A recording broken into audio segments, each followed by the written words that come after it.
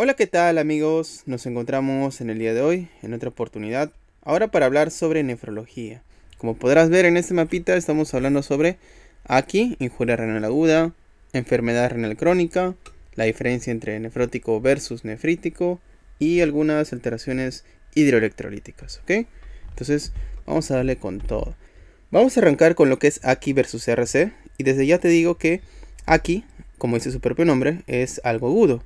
Es una falla renal, es un decaimiento en la función renal en un periodo menor de, bueno, dicen 48 horas, pero es que en realidad puede prolongarse hasta 7 días. De lo contrario, que la enfermedad renal crónica debe ser mayor de 3 meses. Si nosotros dibujamos una línea del tiempo, vamos a poder ver que desde el día 0 hasta el día 7 se considerará como si fuese un AKI, una injuria renal aguda. Si fuese a partir de los 3 meses en adelante, se considerará enfermedad renal crónica. Y George, ¿qué hay en este lapso? En este lapso se considerará enfermedad renal aguda, o puedes encontrarlo como AKD. ¿Ok? Esa es la definición según la que ahí digo. También hay dos valores que van a jugar en el AKI y dos valores que van a jugar en el RC. No te olvides que en el AKI vamos a jugar bastante con lo que es la oliguria, ¿ya? Bueno, la diuresis en sí. La diuresis y la creatinina. En los criterios diagnósticos, en las distintas fases que va a cursar este AKI, vamos a jugar con esos dos valores, la creatinina y la diuresis. En cambio, en el RC, vamos a jugar con la tasa de filtración glomerular y la albuminuria. Entonces, esas son las diferencias puntuales, no te olvides, ¿ok? Muy bien, ahora vamos a empezar con lo que es AKI ya de por sí. Y acá hay que tener en cuenta que hay tres criterios, ¿no? Para decir que estamos frente a un paciente con AKI. Primero, bueno, son dos los que juegan en torno a la creatinina, y el último que va a jugar en torno a lo que es la diuresis. Primero, estaríamos hablando si tenemos una creatinina que ha elevado su valor más de 0.3 en su basal, el cual ha cambiado dentro de las primeras 48 horas. Segundo, que tengamos una creatinina que haya aumentado, o bueno, que se haya multiplicado por 1.5 veces su valor más en las últimas, bueno, en los últimos 7 días. Y por último, vamos a tener lo que es el último criterio relacionado a lo que es la diuresis. Es que tengamos un paciente en oliguria en las últimas 6 horas. ¿Cómo definimos lo que es oliguria? No te olvides que, a ver, aquí, bueno, no hay mucho espacio. Vamos a colocar también como una línea del tiempo. Recuerda que la diuresis normal va a estar comprendida entre los 800 y aproximadamente los 2500 hasta 3000 litros, ¿ya? A partir de una diuresis de 3 litros o mayor de 4 litros, vamos a enfrentarnos a lo que es una poliuria. Poliuria. ¿Listo? Y si tenemos una diuresis menor de 400, nos vamos a enfrentar a lo que es una oliguria. Pero si disminuye aún más y esta diuresis es menor de 100, esto será una anuria. Eso tenlo muy en cuenta. Además, una manera más precisa de evaluar lo que es la diuresis es mediante el flujo urinario. Así que si nosotros calculamos el flujo urinario, esta vendría a ser la división, o sea, en un plazo de tiempo, digamos en estas 6 horas, nosotros dividimos la cantidad de orina que ha producido ese paciente entre el peso del paciente, entre esa cantidad de horas, nos dará el flujo urinario. Es por eso que esta medida se cuantifica en mililitros kilo hora o cc kilo hora, como tú desees. Entonces, un flujo urinario menor de 0.5, esto también será una oliguria. ¿Listo? Muy bien. Ahora vamos a hablar sobre lo que son los criterios Rifle. Para esto, bueno, en realidad los que más se usan son los criterios Akin para evaluar en qué fase se encuentra esta injuria renal aguda. Y el Akin viene a ser una forma más reducida de lo que vendría a ser los criterios Rifle. Mira, el Akin 1 vamos a tener, bueno, ya de este color, vamos a tener el Akin 1, el Akin 2 y el Akin 3. Entonces les presento lo que es el Akin. El estadio 1 que corresponde a riesgo. El estadio 2 que corresponde a injuria. Y el estadio 3 que corresponde a falla o failure. Aquí vamos a jugar, como te mencionaba, con nuestras dos variables, la creatinina y la diuresis. Estas dos, como te digo, a donde vayamos, en todo lo que es aquí. ¿Ya? Y en nuestra primera fase de Akin va a ser lo mismo que estos criterios. Va a ser lo mismo. Es decir, un paciente que esté en una fase de riesgo, en un Akin 1, va a ser un paciente con una creatinina, con un aumento de la creatinina basal de 0.3 o que se haya multiplicado por 1.5 veces su valor, o que también esté cursando con oliguria. ¿Cómo definíamos oliguria? Con un flujo urinario menor de 0.5, ¿verdad? Esto en las últimas 6 horas. Luego pasamos a la fase 2, si es que, bueno, esto va aumentando. Esta vez va a ser una creatinina que se multiplique por 2 a 2.9 veces su valor, ¿ya? Y en el estadio 3 será una creatinina que aumente por 3 o que tengamos una creatinina, o sea, un valor de creatinina mayor de 4 miligramos por decilitro. Por el lado de la diuresis, esto se mantiene con una oliguria menor de 0.5, pero ahora en el doble de tiempo, en un periodo de 12 horas. Y en la fase 3 será un flujo urinario menor de 0.3 en las últimas 24 horas. Entonces, si te das cuenta, lo que va aumentando es la creatinina, así como va disminuyendo la diuresis, ¿no? En la fase 1 será por 1.5, en la fase 2 por 2 y luego por 3. En cambio, la diuresis también por su lado va a ir bajando. Primero 6 horas, de ahí 12 horas y de ahí progresa a las 24 horas, bajando a 0.3 en la última. Entonces, con esto más que nada son ya parámetros objetivos, criterios para poder definir en qué fase de la Akin nos encontramos. Ahora sí a lo interesante, lo que vendría a ser la clasificación según su mecanismo fisiopatológico. Para eso tenemos 3 grupos. Tenemos el aquí prerrenal, tenemos el aquí intrarrenal y tenemos el aquí postrenal. La diferencia está en que el aquí prerrenal es todo aquello que está antes del riñón y genere hipoperfusión. Esa es la palabra clave, hipoperfusión.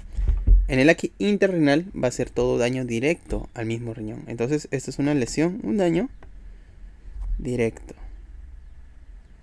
Una anoxia directa.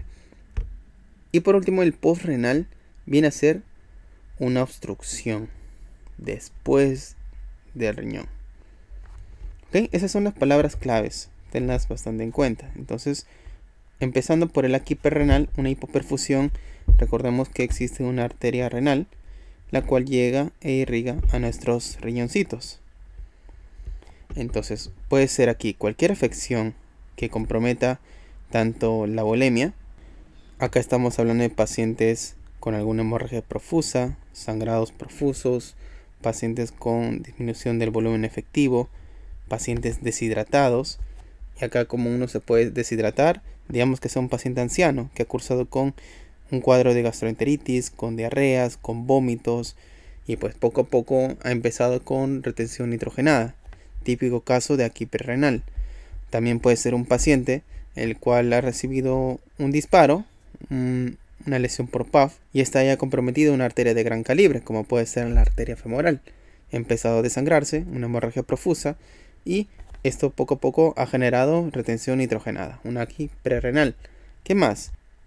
También pacientes gran quemados, porque recuerda que nosotros perdemos agua por la piel por vía de evaporación. Pero si nosotros sufrimos una quemadura, sobre todo quemaduras extensas, por eso son gran quemados, empezamos a perder 3 veces más agua por este mecanismo. Por lo tanto, empezamos a deshidratarnos. Es por ello que la conducta en pacientes gran quemados es justamente una reposición enérgica de fluidos, una resucitación con fluidos. Y ahí viene la fórmula de Parkland, todo esto pues ya lo veremos en cirugía plástica. Y además pacientes chocados, porque si tenemos una presión muy baja no se va a poder perfundir la sangre adecuadamente. Además, recuerda que la filtración depende mucho de la diferencia de presiones entre justamente el capilar y la presión intraglomerular. La presión capilar tiene que ser mayor a la presión intraglomerular para que el contenido se pueda filtrar. Si es que tenemos una presión baja en un paciente chocado, en general, paciente con hemorragia, paciente con disminución de volumen efectivo, pues no se va a poder dar una filtración adecuada. Pero aquí tu riñón hace algo interesante, que es jugar con su hemodinámica intraglomerular. ¿Te acuerdas qué es lo que hacía el riñón para mantener su tasa de filtración glomerular? Hacía vasodilatación de la aferente y luego hacía una vasoconstricción de la eferente, ¿verdad? Hace como un embudo, si tú te das cuenta, para que la sangre se quede más tiempo dentro del glomérulo y así pueda filtrarse adecuadamente. Entonces, acá lo que va a jugar bastante será lo que son las prostaglandinas y lo que es la angiotensina 2. Ambas van a jugar tanto en la aferente como en la eferente, pero la prostaglandina va a tener más efecto, más participación en la vasodilatación de la aferente, mientras que la angiotensina 2 va a tener más participación en la vasoconstricción de la eferente. Es por esto de que si nosotros le damos fármacos como son los AINES o como son los IECAS, podemos interferir en estas vías y podemos perjudicar más al riñón. Por lo tanto, hay que tener cierto cuidado al dar esos fármacos ante un paciente en aquí prerrenal. Datito, ¿ah? Además, algo que harán aquí tus riñones será concentrar la orina. ¿Ya? ¿Por qué concentran la orina? Para justamente poder mejorar, es decir, van a reabsorber la cantidad necesaria de agua para poder mejorar la volemia, para poder mejorar la presión arterial y de esta manera mejorar la perfusión renal.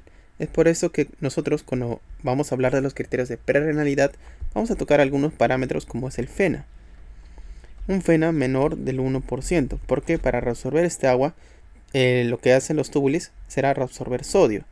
El sodio jala el agua, por lo tanto, si yo reabsorbo más sodio, va a quedar menos cantidad de sodio en la orina. Es por eso que tenemos un FENA, una fracción excretada de sodio menor del 1%. Además, tenemos una osmolaridad urinaria elevada, una osmolaridad urinaria mayor de aproximadamente 500, ¿ya? Vamos a tener un coeficiente BUN, creatinina, mayor de 40. Y vamos a poder encontrar como unos, vamos a decir, sedimentos. Aquí vamos a encontrar lo que es el cilindro hialino. Esos cilindros se forman a partir de la proteína de Townes-Horstmann. Esta es una proteína tubular que se va a empezar a sedimentar en cuadros de deshidratación, ¿ya? Dato clave. Todo eso se explica porque aquí, en el aquí prerrenal, el riñón aún funciona. En cambio, en el intrarrenal ya no va a funcionar. Van a fallar todas sus funciones de reabsorción.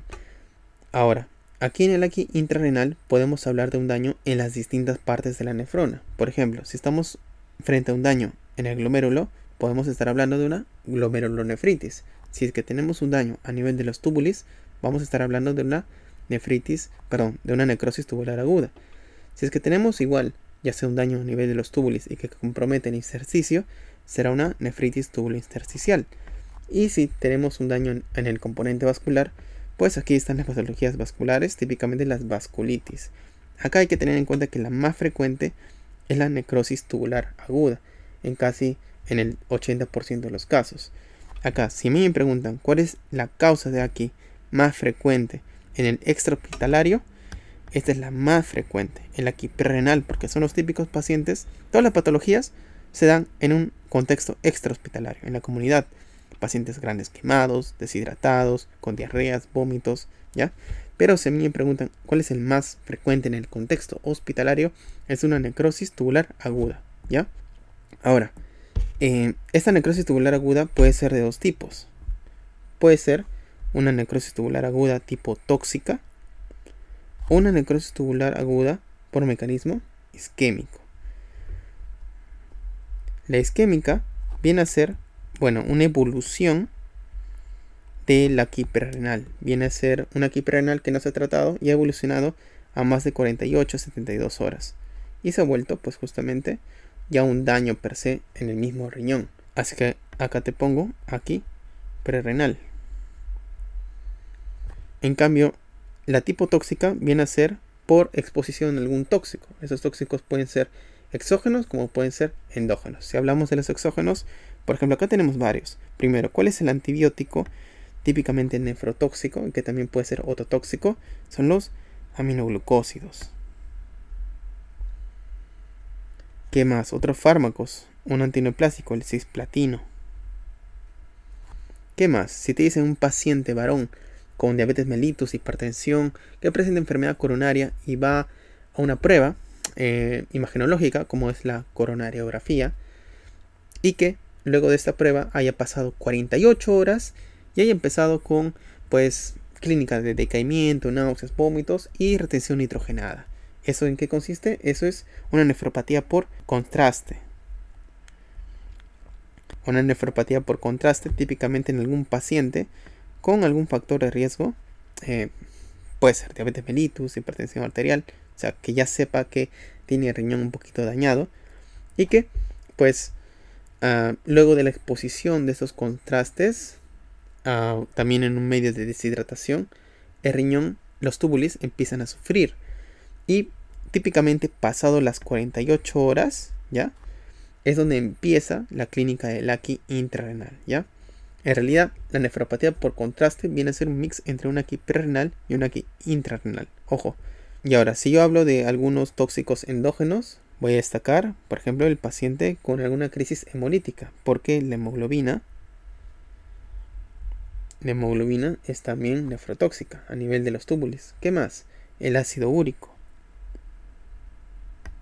Esto lo vamos a ver en el síndrome de lisis tumoral, por ejemplo, en pacientes con alguna neoplasia que van a sus tratamientos quimioterápicos y en esas quimioterapias empiezan a destruirse una gran cantidad de células y al destruirse estas células empiezan a liberar todo su contenido, entre ellos electrolitos, sodio, potasio, fosfato, todas estas, y una de ellas, un contenido nuclear, es el ácido úrico. Este ácido úrico va a ser tóxico a nivel renal.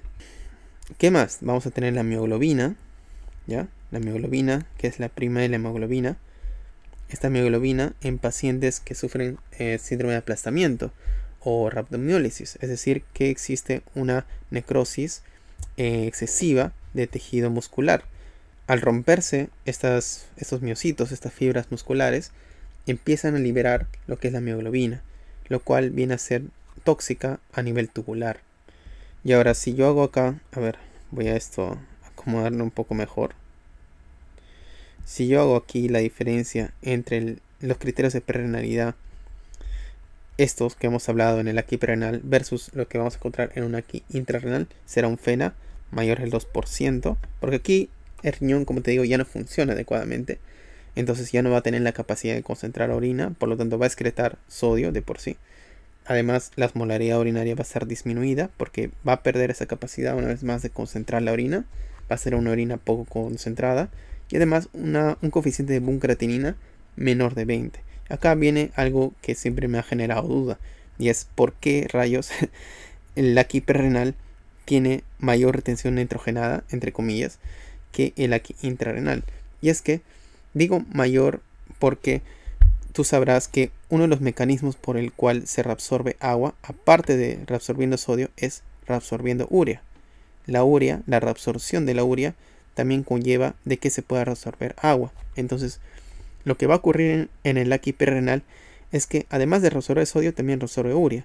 Por lo tanto, a nivel sanguíneo, a nivel sérico, va a encontrarse una mayor cantidad de urea respecto a la cantidad de creatinina que se está reteniendo.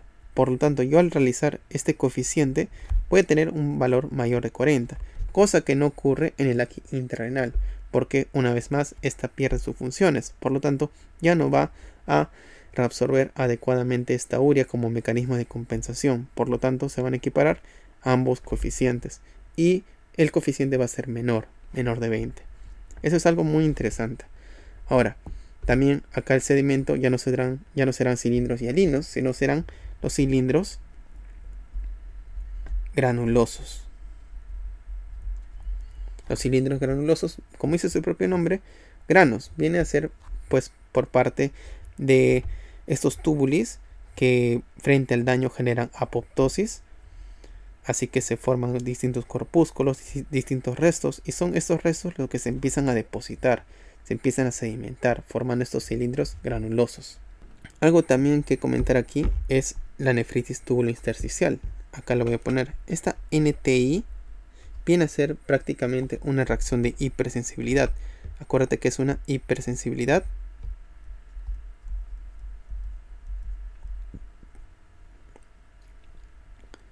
tipo 4, ¿ya? O también denominada como hipersensibilidad o una reacción retardada, ¿ya? Ten en cuenta esto. ¿Por qué? Lo que va a ocurrir aquí es que nuestro cuerpo, al estar, al tener contacto con ciertos fármacos, vamos a desarrollar un tipo de reacción inmune. Estos fármacos van a ser aptenos.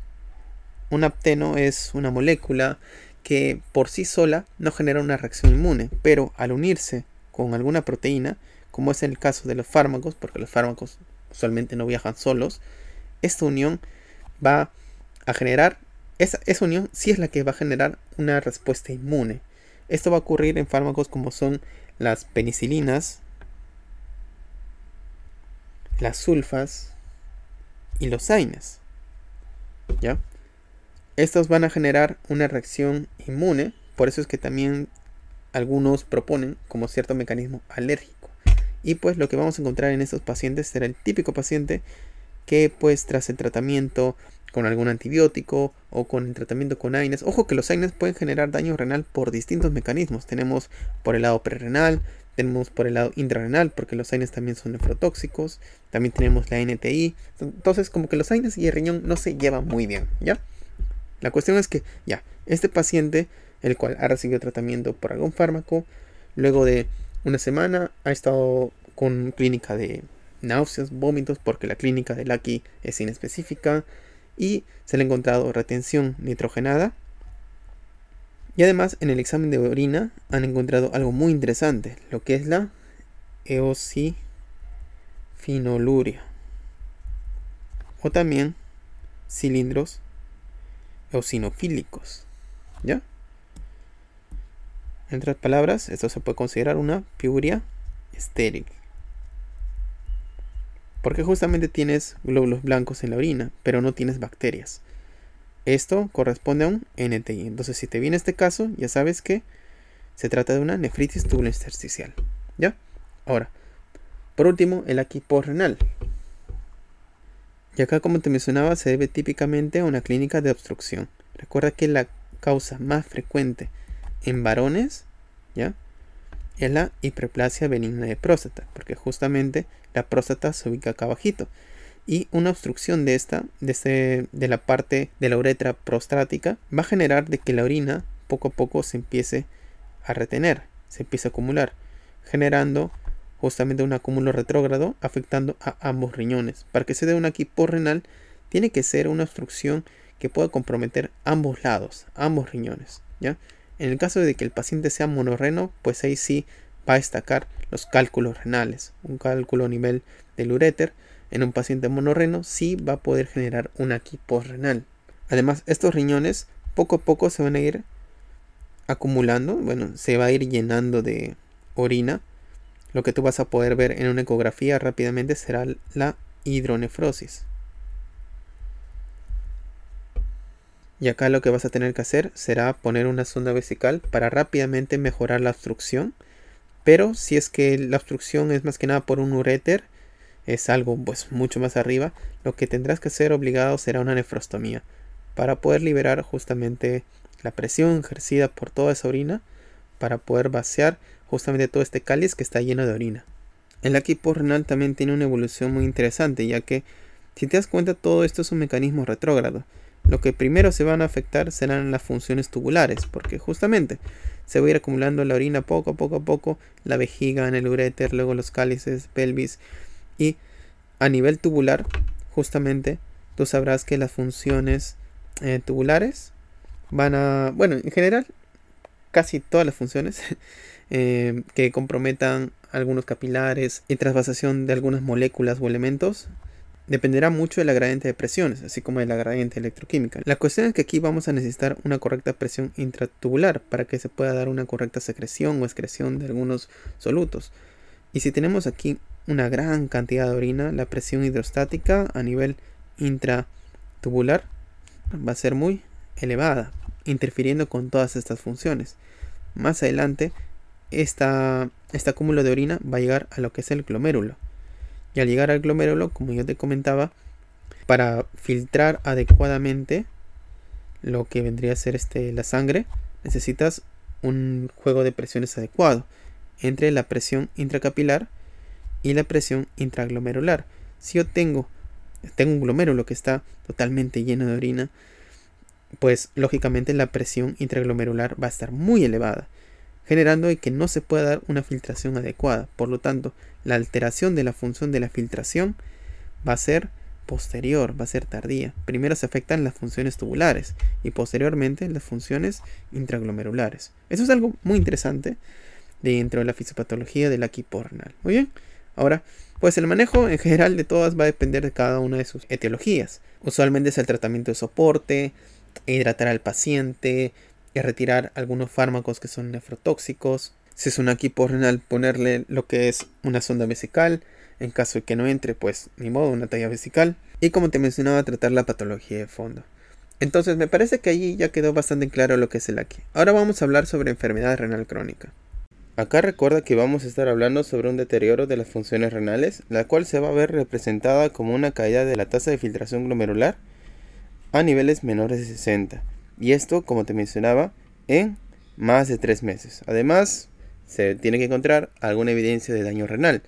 En esta puedes encontrar trastornos hidroelectrolíticos, alguna biopsia que informe ello, incluso la misma proteinuria y un listado largo. ¿Ok? Entonces, recuerda que las principales causas, ¿cuál es la causa más frecuente? Es la diabetes mellitus. La segunda causa más frecuente será la hipertensión arterial. Y la tercera vienen a ser el grupo de las glomerulonefritis, ¿ya? Ahora, ten en cuenta que, como mencionamos, habrán dos marcadores que nos guiarán bastante: la tasa de filtración glomerular y la albuminuria. En base a estas, vamos a clasificarlas según la KDIGO. Recuerda que hay 5 grupos: la G1, la G2, la G3, la G4 y la G5. Esta G3 se va a dividir en G3A y G3B. Ahora, el grado 1 será cualquier paciente que tenga pues una tasa de filtración glomerular más de 90. O sea, pacientes que están bien, pero que tengan algún factor de riesgo. En el grado 2 ya habrá un decaimiento de 90 a 60. En el grado 3A será de 60 a 45, de ahí a 45 a 30. En el grado 4, menor de 30, de 30 a 15. Y en el grado 5, pues ya menor de 15. Ten en cuenta que esta ya es la enfermedad renal crónica terminal. ¿Ok? Entonces, según el grado de G, yo puedo decir en qué nivel se ha deteriorado el riñón. Pero si yo quiero saber qué tan rápido se está deteriorando, yo empleo la albuminuria. Y ese es mi segundo marcador. Dentro de la albuminuria, ¿ya? Dentro de la tablita de la que digo, tengo 3 grupos, ¿verdad? Tengo un grupo A1, que será menos de 30. Un grupo A2, que será de 30 a 300. Recuerda que menor de 30 miligramos será una albuminuria fisiológica. Si yo te hablo de proteinuria fisiológica, esta va a ser menor de 150. Acá vas a poder encontrar sobre todo las proteínas de Townes-Horstman, la que hemos hablado antes, pero también hay un componente, el cual es la albúmina. Si yo te hablo de estas proteínas fisiológicas, ¿cuánto es la albuminuria fisiológica? Debe ser menor de 30, ¿ya? Por eso, en el grupo A1 está menor de 30, en el grupo A2 está de 30 a 300. Esto es la microalbuminuria, y un valor, o sea, en el grupo A3, en el cual es mayor de 300, esta vendría a ser una macroalbuminuria, ¿ya?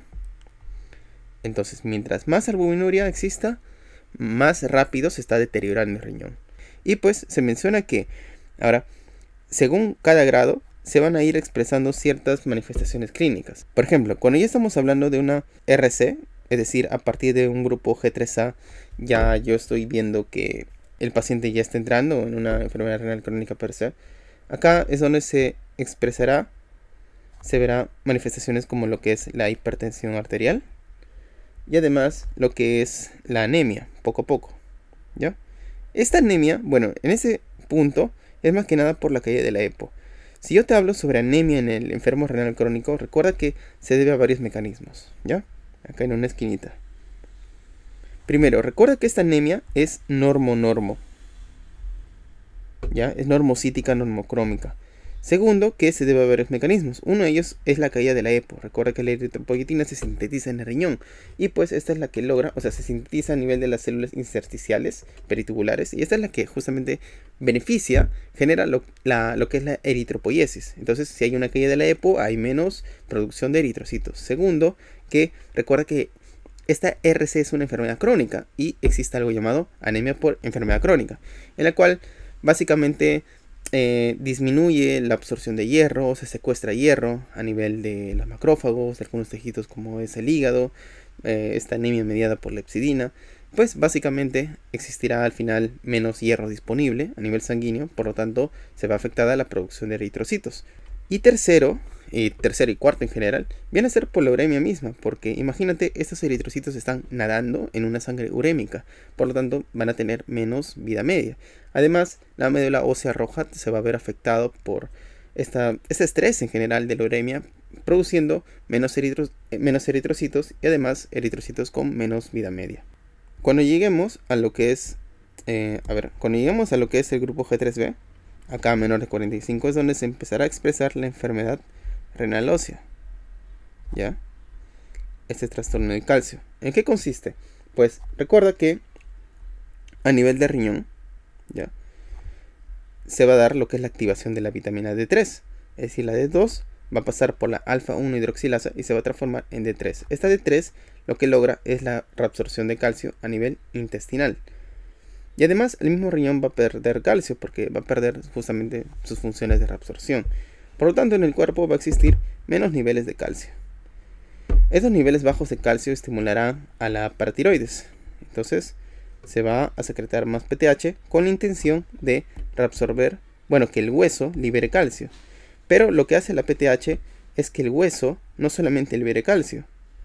El hueso no solamente te va a liberar calcio, sino también te va a liberar fosfato. Y este fosfato es malo, porque además de la liberación ósea de fosfato, el mismo riñón empieza a retener fosfato. No va a excretar adecuadamente fosfato.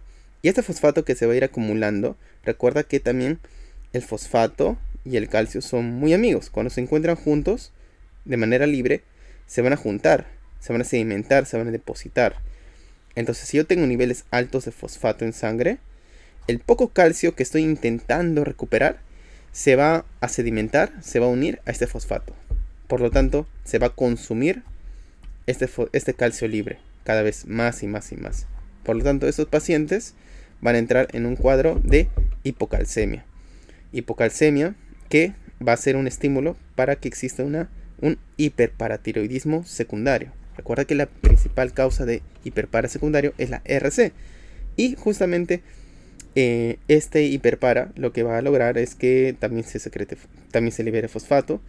Esta sedimentación explica los cambios de calcifilaxis, los depósitos cálcicos a nivel de la piel, a nivel de los vasos sanguíneos. Y además, mira, hay constante recambio óseo. Por lo tanto, el hueso constantemente va a estar cambiando su composición. Eso genera una, vamos a decir, manifestación, un cuadro denominado osteitis fibrosa quística, ¿ya? Osteitis fibrosa quística. Y además, si yo no trato esto adecuadamente, este hiperpara secundario va a evolucionar a un hiperpara terciario. ¿Qué es el hiperpara terciario? Es cuando la paratiroides, ante tanto estímulo repetitivo durante largo tiempo, por justamente esta hipocalcemia crónica, en algún momento se condiciona y se automatiza. Empieza a producir PTH por sí sola sin necesidad de que le den algún estímulo, porque ha estado durante largo tiempo bajo el mismo estímulo. Entonces es como que se acostumbró a producir PTH. Entonces la paratiroides genera justamente una hiperplasia autónoma a partir de un hiperpara secundario que no se ha tratado, no se ha controlado adecuadamente en su momento. Acá podemos usar distintos fármacos. Como podrás ver, un gran problema viene a ser los niveles altos de fosfato. Para esto vamos a usar quelantes de fosfato, es decir, otras sustancias que puedan unirse al fosfato para que éste ya no se una al calcio. Para esto podemos usar sustancias quelantes que son derivadas de calcio, como el carbonato de calcio. Así como podemos usar otros quelantes que no dependen de calcio, como es el sevelamer. Además, para manejar el hiperpara, podemos usar el cinecalcet. ¿Te acuerdas qué es lo que hacía el cinecalcet? El cinecalcet lo que hace es regular lo que es la sensibilidad de estos receptores sensibles al calcio. Aumenta su sensibilidad haciendo que la paratiroides pues tolere mejor la hipocalcemia y de esa manera ya no se active al estímulo de calcio bajo, ¿ya? Actúa sobre los receptores sensibles al calcio, el KCR. Luego sigamos hablando de las manifestaciones. Ya cuando llegas a una tasa de filtración glomerular menor de 30, empezará lo que es la acidosis metabólica. En realidad, esta acidosis metabólica se va a ir presentando desde antes. Si no es que aquí ya va a ser una acidosis metabólica con anión gap alto. Si a mí me preguntan en algún momento qué tipo de acidosis metabólica veo en la RC, yo puedo ver tanto un anión gap normal como un anión gap alto. Recuerda que al inicio, pues una de las tantas funciones que va a tener el riñón es justamente la reabsorción de bicarbonato. Y esto es algo que se va a empezar a afectar desde estadios tempranos. Por lo que justamente si el problema es la reabsorción del bicarbonato, será un anión gap normal. Pero si va agravándose la RC y va empezando ciertas manifestaciones por la misma uremia, recuerda que dentro de la uremia, entre los tantos tóxicos que hay, se encuentran ácidos. Y son estos ácidos los que van a generar un anión gap alto. Acá cuando te hablo de menor de 30 es debido a un anión gap alto. Pero ten en cuenta que en muchos libros vas a encontrar que como causas de acidosis metabólica anión gap normal vas a tener la RC. Y te va a decir RC estadios tempranos. Y cuando te dice anión gap alto, ¿ya? También sobre las causas te van a poner RC, pero estadios tardíos o con uremia. Eso tenlo mucho en cuenta. Es interesante este tema en general. Y además, en este grado 4, lo que tú vas a hacer es ir preparando a tu paciente con una fístula, ¿ya? Recuerda que aquí ya tienes que irlo preparando con una fístula, porque en el grado 5 te vas a plantear alguna terapia de reemplazo renal. Y acá tienes dos: la hemodiálisis y la diálisis peritoneal. Esta diálisis peritoneal, recuerda que no es para todo paciente. Necesitas el personal capacitado en casa, un ambiente adecuado, porque ¿qué pasa si se te infecta el catéter? Una de las principales complicaciones es justamente la peritonitis bacteriana, ¿ya? Y no queremos eso. Ahora, en este nivel, en el grado 5, también se van a ver manifestaciones relacionadas sobre todo con lo que es la hipercalemia. Para eso estos pacientes que se descompensan cursan con hipercalemias moderadas o incluso graves. Hay que tener bastante cuidado con que no hagan una parada cardíaca. Y hablando de parada cardíaca, mira, tenemos hipertensión arterial, el mismo estado de la uremia. Y en la uremia hay distintos tóxicos que afectan a nivel de las proteínas, a nivel del endotelio, a nivel del miocardio. Entonces como que varias cosas empiezan a afectar al corazón. Y eso te lo digo porque recuerda que la principal causa de mortalidad en estos pacientes son por eventos cardiovasculares, ¿ya? Algún infarto, alguna parada cardíaca, etc. Esa es la principal causa de mortalidad. Y pues, a ver acá, hablando justamente de las terapias de reemplazo renal. A ver. Ya, creo que se lo vamos a poner aquí. Recuerda que hay algunas indicaciones para lo que es la hemodiálisis de urgencia. ¿Cuáles son las indicaciones? Y acá tenemos nuestra hemotecnia, ¿no? A, E, I, O, U, ¿no? La A de acidosis, sobre todo cuando yo tengo un pH muy bajo, un pH menor de 7.1. La E de electrolitos. Electrolitos cuando yo tengo una hipercalemia mayor de 6.5. ¿Ya? La I de intoxicación. Intoxicación por algunas sustancias, como puede ser el alcohol. Intoxicación por salicilatos, drogas, ¿ya? En general, intoxicación por sustancias dializables. La O de sobrecarga o de overcharge, ¿ya? Sobrecarga. Y acá me refiero con el paciente haga edema agudo de pulmón, o sea, una ICC descompensada en el contexto de un paciente con alguna patología renal también. Y la U de uremia. Uremia por cualquier manifestación grave de la uremia, puede ser encefalopatía urémica, pericarditis urémica, convulsiones, disfunción plaquetaria por justamente trastornos de la coagulación producidos por la uremia, todos estos, o también tener un nivel de urea mayor de 200, ¿ya? Que viene todo esto: pericarditis, encefalopatía. Estas son justamente las indicaciones de hemodiálisis de urgencia. Bueno, qué buen pulso, Dios. Ahora, vamos a hablar sobre la nefropatía diabética porque, como te mencionaba, la principal causa de RC es la diabetes mellitus. Por lo tanto, vale la pena hablar de esta. Mira, ¿cómo es que la diabetes genera daño renal? Un paciente diabético va a cursar con hiperglicemias y estas hiperglicemias van a ser sostenidas por un largo tiempo, de manera crónica. Esto va a generar daño endotelial, ¿ya? Y además de eso, se van a glicar algunas proteínas. Recuerda que en un medio con mucho azúcar, las proteínas de membrana se pueden ver afectadas cambiando su composición. Ese proceso se denomina glicación, produciendo también unos productos de glicación denominados AGE. Estos AGE van a disminuir también lo que es la capacidad de filtrar del mismo glomérulo, de la misma nefrona, capacidad de filtrar.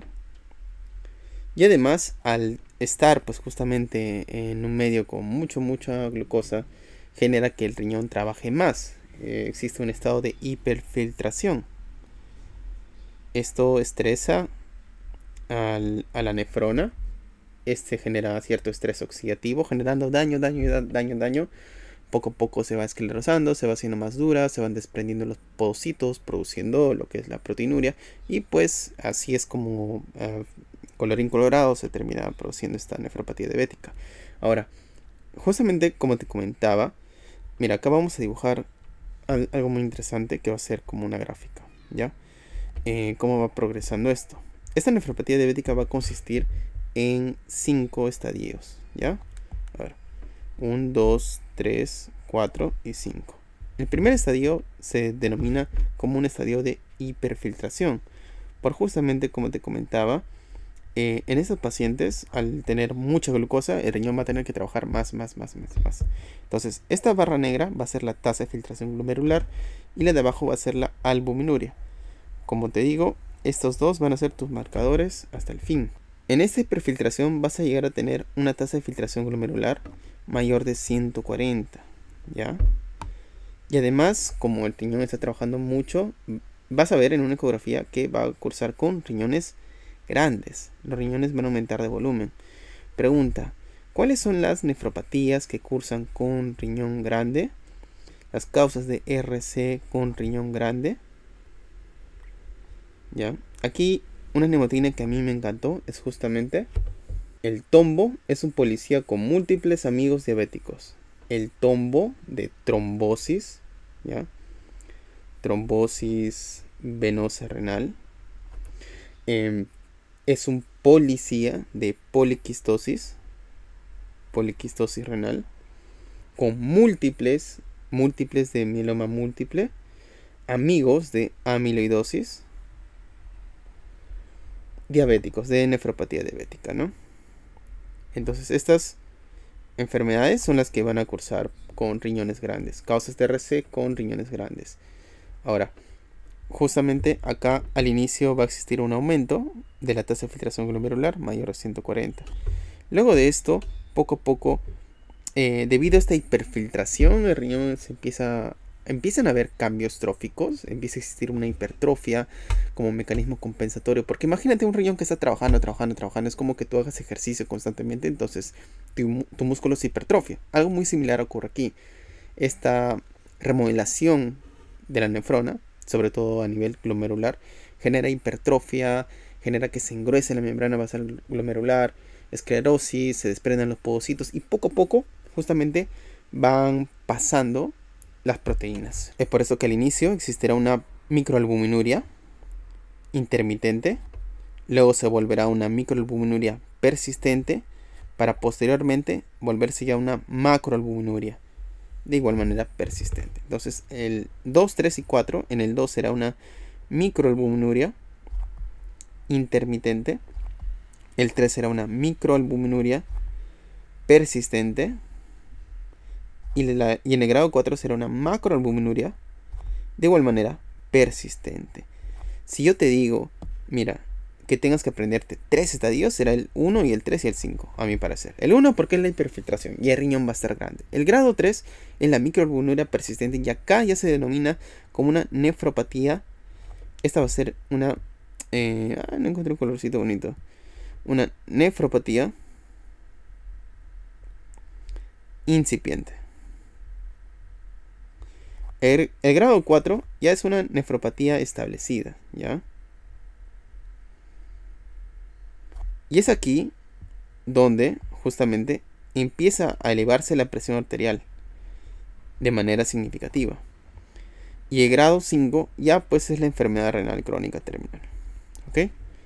Bueno, acá justamente, para acabar la tabla, la tasa de filtración glomerular cae cada vez más.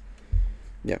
También ten en cuenta que en esta macroalbuminuria persistente, pues ya llegan a niveles... O sea, microalbuminuria es que acá vas a tener de 30 a 300, ¿no?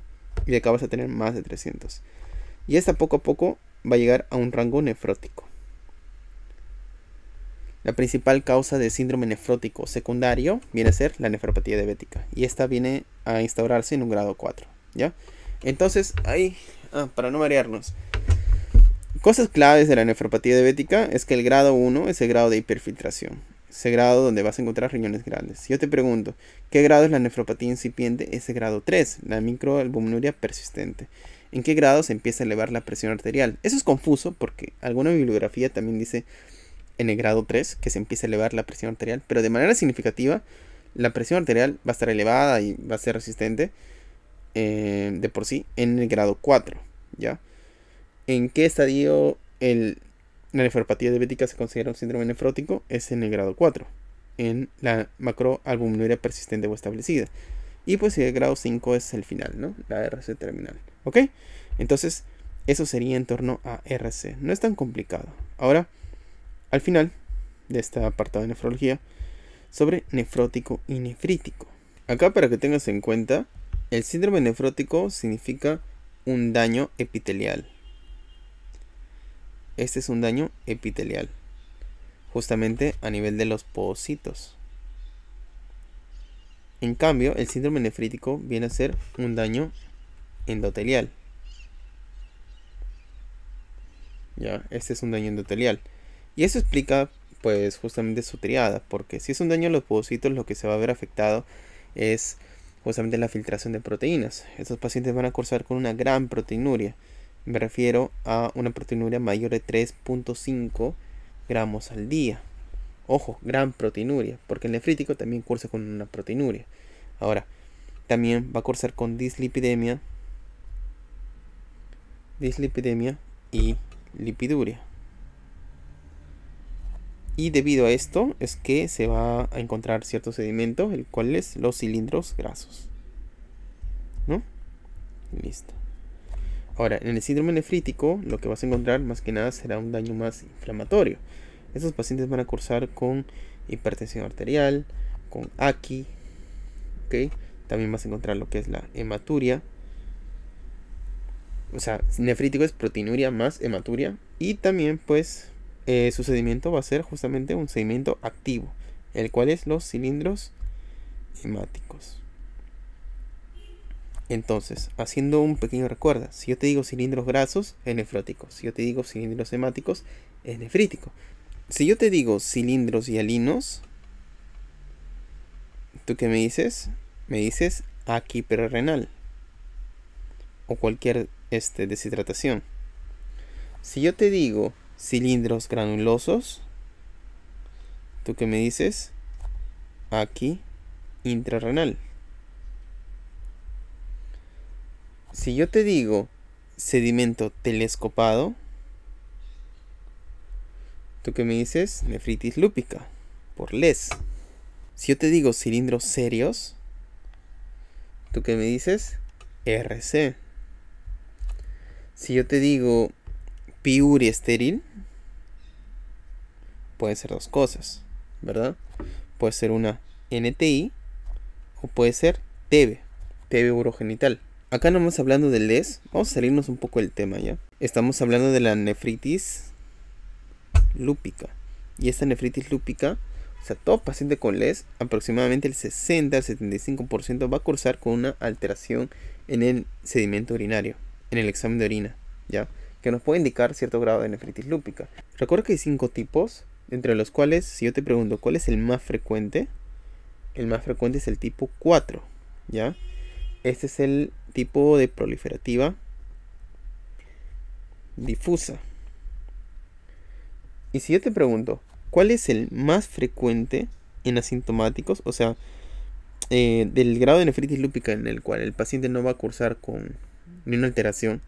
¿Cuál es el más frecuente? Ese va a ser el grado 2, el cual consiste en la mesangial proliferativa. Bueno, mi letra está de asco, pero bueno. Acuérdate de estas dos. Ya, de estas dos nada más. No te vayas tanto en floro. Grado 4 y grado 2. Además, recuerda que el hecho que un paciente con lupus tenga nefritis lúpica es el predictor más importante de morbimortalidad. Ahora sí, volvamos a lo nuestro. Vamos a hablar ahora de las distintas glomerulopatías. Si es que yo te digo, ¿cuál es la principal causa de síndrome nefrótico en el niño? Ya, acá tenemos un niño, sobre todo, ya un niño de 2 a 8 años. ¿Ya? Un niño con síndrome nefrótico. Eso como lo defino, con una proteinuria mayor de 40 miligramos kilo. Entonces aquí yo voy a estar hablando del de los cambios mínimos, de la nefropatía de cambios mínimos. Cambios mínimos. ¿Cómo también se llama esta nefropatía? Nefrosis lipoidea, ¿ya? Recuerda que esta va a ser corticosensible, es decir, se trata con corticoides. Le va bastante bien. Hasta un 90%, 95% de los casos remite con corticoides. Tratamiento de elección, no te olvides. Y también se puede ver en adultos, pero en los adultos va a estar asociadas a otras patologías. Por ejemplo, en el caso de picaduras de abeja, ya como un fenómeno atópico. Y también algunas neoplasias, como es el linfoma de Hodgkin. Si yo estos cambios mínimos lo veo en una microscopía, sobre todo una microscopía electrónica. O sea, si yo lo veo en el microscopio no voy a ver nada, por algo se denomina cambios mínimos. No voy a ver nada, solo voy a poder ver algo en la microscopía electrónica. Y en esta voy a ver fusión de podocitos.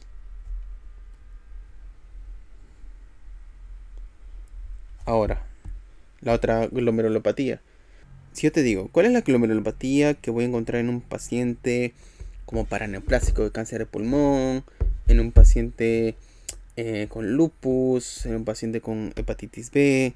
Voy a estar hablando de la membranosa, ¿ya? Esta puede ser, ¿ya? Puede ser primaria o puede ser secundaria. La diferencia va a ser la causa. En la primaria se va a deber a unos autoanticuerpos, los antifosfolipasa A2. Y la secundaria es la que se va a ver ya sea en tumores sólidos, como puede ser el cáncer de pulmón. Se puede ver en ciertas patologías autoinmunes, como es el lupus.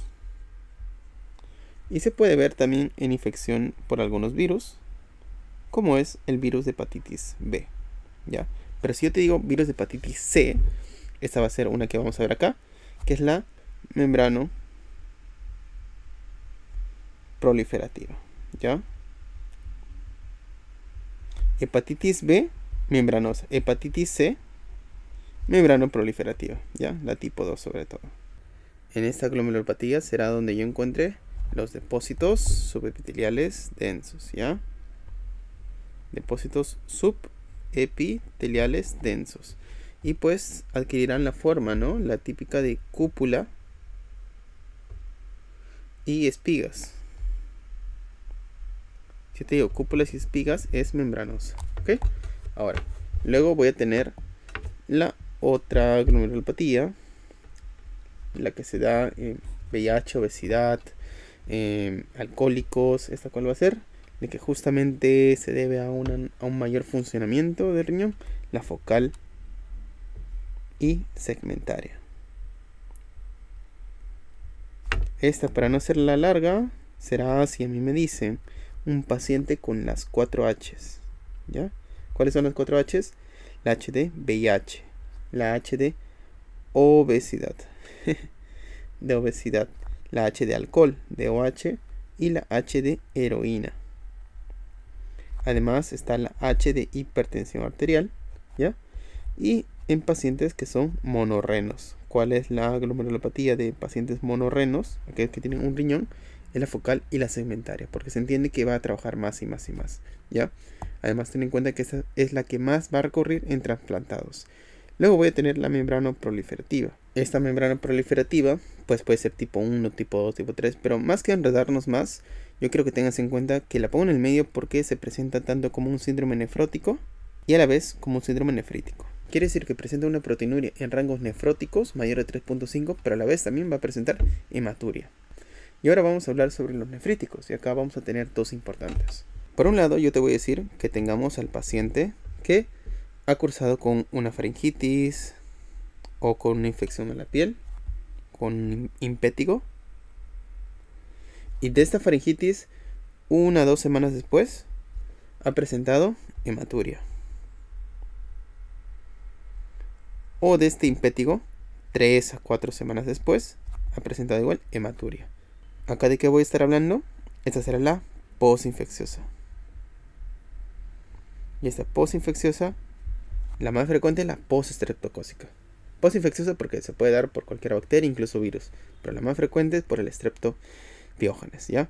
Y también ten en cuenta de que este tipo de glomerulonefritis cursará con complemento bajo, ¿ya? Será con un nivel de C3 bajo, pero un C4 normal, ¿ya? Si yo te pregunto cuál es la que cursan con hipocomplementemia, será la membrana proliferativa, la tipo 2, será la posinfecciosa y también la lúpica. La lúpica también cursa con hipocomplementemia. Además, acá en la microscopía vas a poder ver las famosas jorobas. Ya se van a formar jorobas por los depósitos endoteliales. Los MUMPs, o también denominadas jorobas, o sea, en su traducción en español, las jorobas, ¿ya? Ahora, en otro caso, si es que yo te digo que tienes un niño, un joven también, que justamente tras cualquier cuadro de infección de vía respiratoria alta o algún cuadro gastrointestinal, alguna GK, siempre que se enferma de una de estas cosas, pasan 2 a 4 días, ojo, 2 a 4 días y empieza con hematuria. Esas son hematurias repetitivas, cada vez que se enferma. ¿Acá de qué voy a estar hablando? Esto será el síndrome por IgA o enfermedad de Berger.